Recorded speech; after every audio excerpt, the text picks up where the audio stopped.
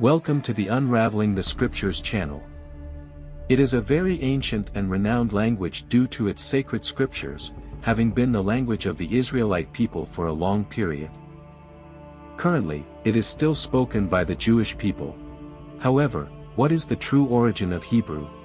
Did you know that most people teach its origins incorrectly? In this video, I will present the true origin of the Hebrew language, tracing it back to ancient Canaanite Non.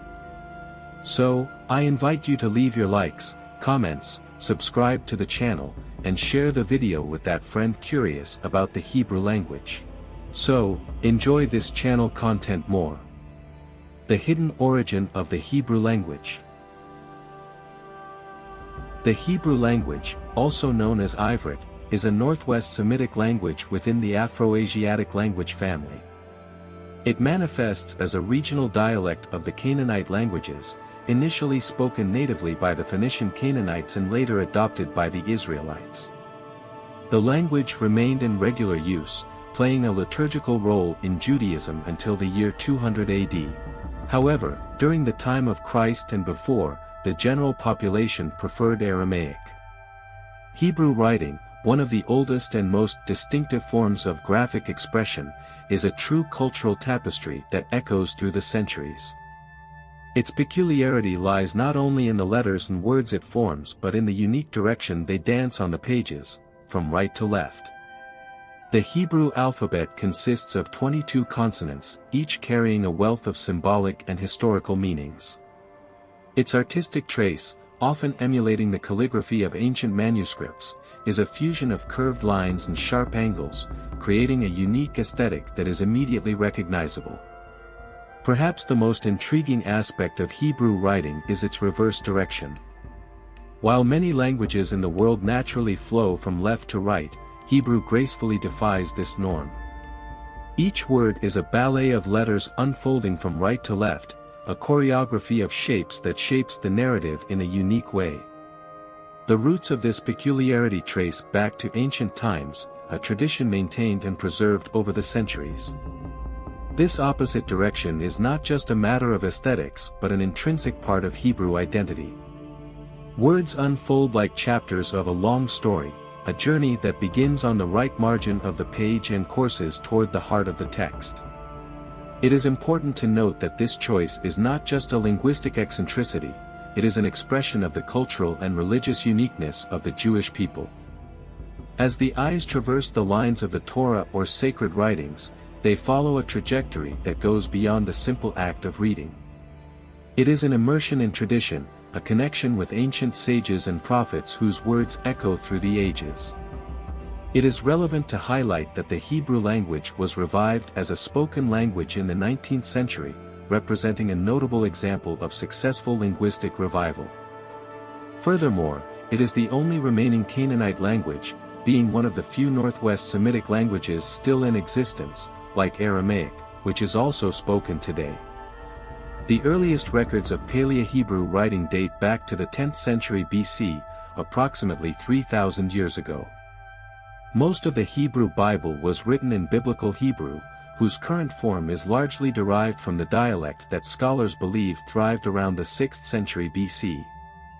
Since ancient times, it is known that the language was never referred to as Hebrew, as it does not appear in the Bible. In reality, it was called 𝐤�𐍍𐤍. 𝐤�𐍍𐤍, the language of Canaan, as mentioned in the book of Isaiah, was also simply identified as Judaic. The true name of this language was never, in fact, Hebrew but rather the language of Canaan. Because of this, linguistic scholars specializing in Afro-Asiatic languages do not designate it as Hebrew but prefer to call it Phoenician.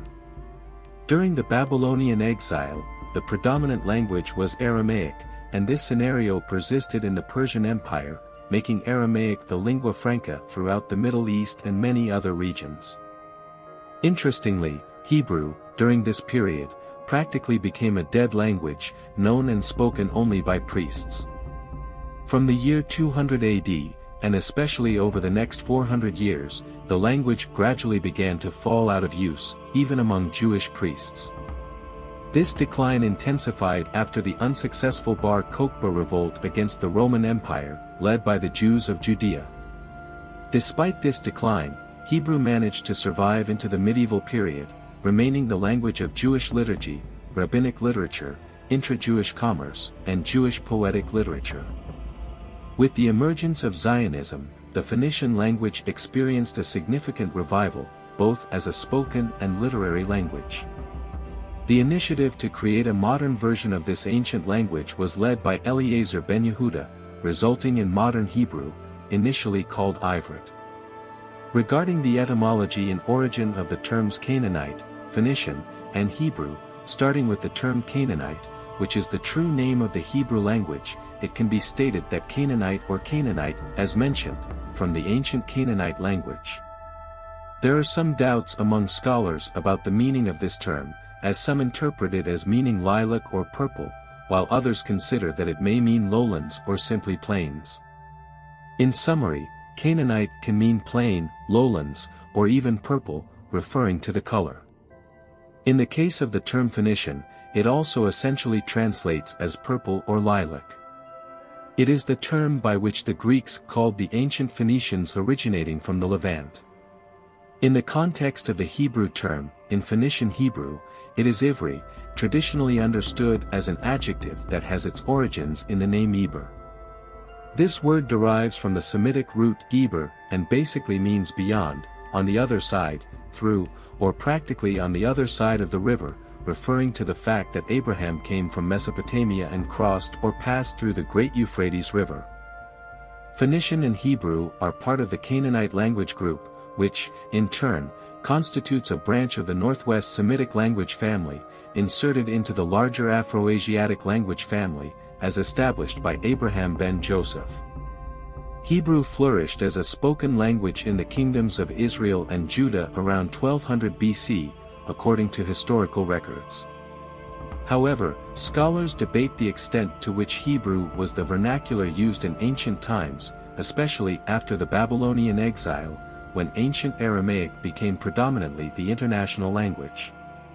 Hebrew, as a colloquial language, became extinct at the end of antiquity but continued to be used as a literary language.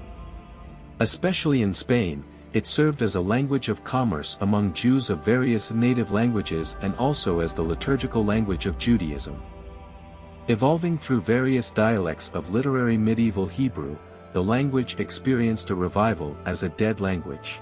A frequently overlooked aspect of the Hebrew language is that it was never the native language of the Israelites. Contrary to common perception, Hebrew was never the mother tongue of the Jewish or Israelite people. Initially, the Jewish people adopted a Canaanite dialect, later designated as the Hebrew language from the 2nd century BC and after the 1st century AD. However, it is essential to understand that Hebrew was never the original language of the Jewish people. Understanding this fact is relatively straightforward, as the Israelites were ethnically Arameans. Jacob is described as a wandering Aramean, indicating that, due to his Aramean origin, he spoke the Aramaic language. The ancient Israelites during the period of ancient Egypt, including Moses, spoke Aramaic. Abraham, Isaac, and Jacob were also Arameans and therefore spoke Aramaic. During the period of slavery in Egypt, the Israelites also communicated in Aramaic. This conclusion is supported by various academic sources, such as Ancient Canaanites, the civilization of Canaan before the Israelites, and the God of Semites. These scholarly works emphasize that the Israelites adopted the Canaanite language when they settled in Canaan after leaving Egypt. According to Ancient Canaanites, the civilization of Canaan before the Israelites assimilated the Canaanite language, adopting a regional dialect for communication. Many scholars believe that, due to forbidden involvements, as mentioned in the Book of Judges, chapter 3, the Israelites absorbed aspects of Canaanite culture when settling in Canaan, although they were ethnically Mesopotamian and followed Semitic traditions, not Canaanite. The Book of Judges, in chapter 3, verse 5, mentions that the children of Israel dwelt among the Canaanites, Hittites, Amorites, Perizzites, Hivites, and Jebusites, indicating a cultural assimilation by mingling with the Canaanite population, including marrying Canaanite women and adopting the language of the Canaan region. As for archaeological findings, in May 2023, it was reported that a cursed tablet found on Mount Ebal, dating back approximately 3,200 years, contained the Hebrew name of the Israelite god 𤤊𐤍𐏍. The presence of this name led the author and his team to claim that the tablet was Israelite, not Canaanite. However, most professional archaeologists and epigraphists disagree with this interpretation. In July 2008, Israeli archaeologist 𝐤�𐐍𐏍 discovered a ceramic fragment in 𐤊𐤍𐏍, claiming it to be the oldest known Hebrew writing, dating back about 3,000 years. Hebrew University archaeologists suggested that the inscription was Proto-Canaanite, highlighting the difficulty in differentiating scripts and languages in that period. Furthermore, it is essential to note that the writing system used by ancient Hebrew or Canaanite was similar to the Phoenician style. Before that, Proto-Sinaitic was used, derived from Egyptian hieroglyphs. From 600 to 700 BC onwards, Jews began using the Ashuritic script, a square Aramaic form, to write Hebrew, adopting the Aramaic writing style. This transition reflects the complexity in the linguistic and cultural evolution of the region. I hope you enjoyed this video. Leave your comments and suggestions for new videos. God bless, and see you soon.